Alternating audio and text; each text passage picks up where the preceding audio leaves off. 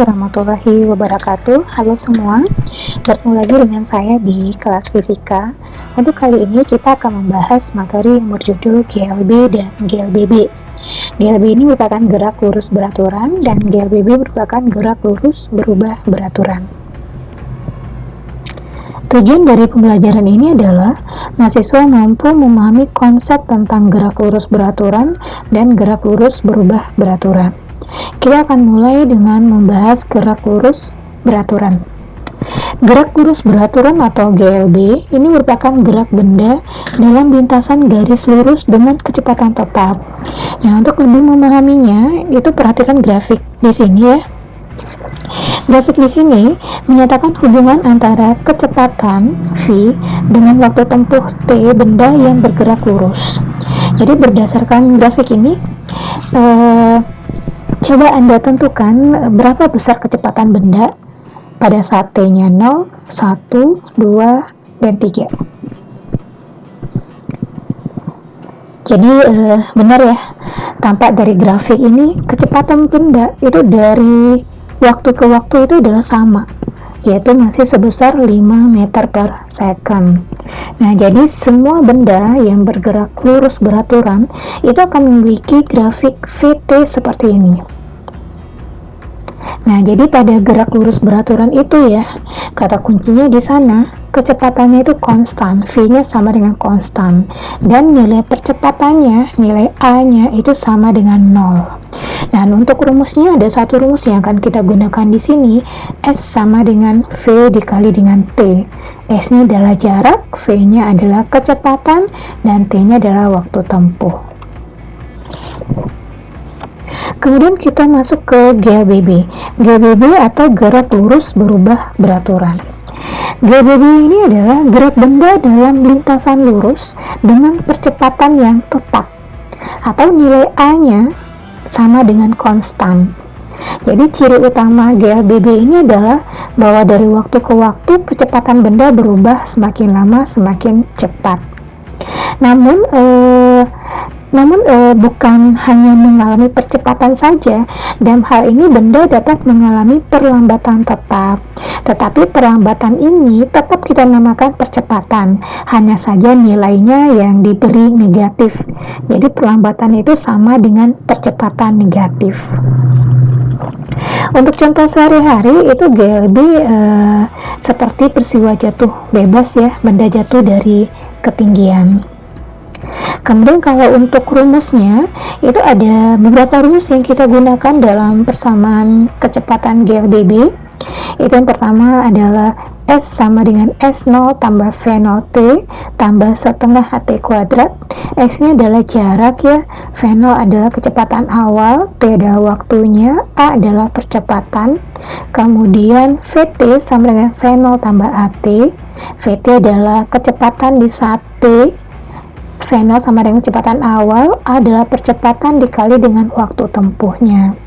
Kemudian rumus yang ketiga, VT kuadrat. VT kuadrat artinya waktu di saat T sama dengan V0 kuadrat, kecepatan awal ditambah 2 dikali A kali percepatan dikali dengan jarak. Kemudian kita lihat contoh-contoh dari gerak lurus berubah beraturan ini. Yang pertama itu adalah gerak jatuh bebas.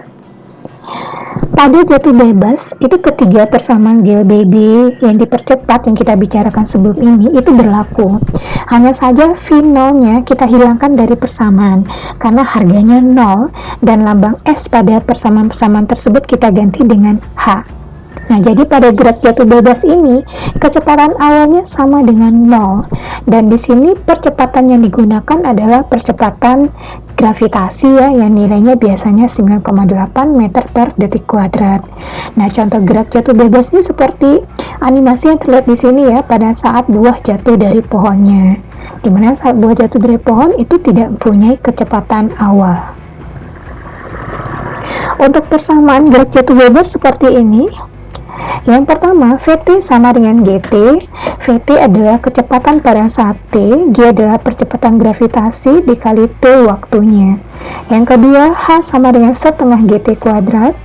H adalah ketinggian benda, Yang ketiga V1. V1 adalah kecepatan pada saat T ya, atau sama dengan VT sama dengan akar 2GH. Kemudian untuk mencari waktu itu dapat dirumuskan dengan akar 2H per G. Nah, untuk terlihat di sini persamaan waktu jatuh benda bebas ya hanya dipengaruhi oleh dua faktor, yaitu faktor ketinggian faktor H dan faktor percepatan gravitasi. Jadi berat dan besar-besaran lainnya tidak mempengaruhi waktu jatuh. Artinya, meskipun berbeda beratnya, dua benda yang jatuh dari ketinggian yang sama di tempat yang sama itu akan jatuh dalam waktu yang bersamaan. Tapi dalam kehidupan kita sehari-hari mungkin kejadiannya akan lain ya. Benda yang berbeda beratnya itu akan jatuh dalam waktu yang tidak bersamaan. Karena di sini ada pengaruh gesekan udara.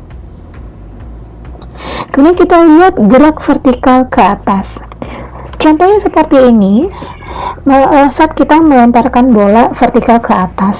Ini kita amati gerakannya, bagaimana kecepatan bola dari waktu ke waktu ya. Waktu bolanya bergerak ke atas, itu artinya gerakan bola itu melawan gaya gravitasi yang menariknya ke bumi. Ya, akhirnya bola bergerak melambat atau bergerak diperlambat. Dan akhirnya setelah bola ini mencapai ketinggian tertentu ya yang disebut dengan tinggi maksimum, itu bola tidak dapat naik lagi. Nah, pada saat ini kecepatan bola itu sama dengan 0. Tetapi di sini masih bekerja tarikan gaya gravitasi bumi, sehingga bola itu bergerak turun ke bawah.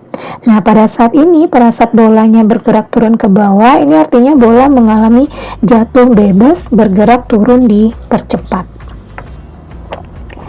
Nah, jadi di sini pada gerak vertikal ke atas ini ya, terlihat benda atau bolanya itu mengalami dua fase gerakan. Saat bergerak ke atas itu berarti bola mengalami GBB diperlambat ya, dimana A-nya sama dengan G dengan kecepatan awal tertentu.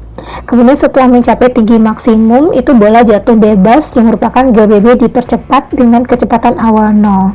Nah, oleh sebab itu, berlaku persamaan-persamaan seperti berikut untuk gerak vertikal ke atas. Yang pertama, VT sama dengan V0 dikurang GT. H sama dengan, H ini adalah ketinggian ya, sama dengan V0T dikurang setengah GT kuadrat. Yang ketiga, VT kuadrat, kecepatan akhirnya sama dengan V0 kuadrat dikurang 2GH. Kemudian kita lihat contoh yang ketiga dari GLBB, itu adalah gerak vertikal ke bawah. Berbeda dengan jatuh bebas, gerak vertikal ke bawah yang dimasukkan di sini adalah gerak benda-benda yang dilemparkan vertikal ke bawah dengan kecepatan tertentu. Jadi seperti gerak vertikal ke atas, hanya saja arahnya ke bawah, sehingga persamaan-persamaannya sama dengan persamaan vertikal ke atas, kecuali tanda negatif pada persamaan gerak vertikal ke atas yang diganti dengan tanda positif. Sebab gerak vertikal ke bawah ini ada GLBB yang dipercepat dengan percepatannya sama untuk setiap benda, yakni percepatan gravitasi. Oleh karena itu tandanya bernilai positif ya, karena arah geraknya itu mengikuti arah percepatan gravitasi. Jadi ada 3 persamaan yang kita gunakan untuk menyelesaikan soal gerak vertikal ke bawah, yaitu VT sama dengan V0 tambah GT, H sama dengan V0T tambah setengah GT kuadrat, kemudian VT kuadrat sama dengan V0 kuadrat ditambah 2GH. Baiklah, sekian dulu untuk materi GLB dan GLBB. Akan kita sambung ke video berikutnya membahas soal untuk GLBB dan GLBB. Assalamualaikum warahmatullahi wabarakatuh.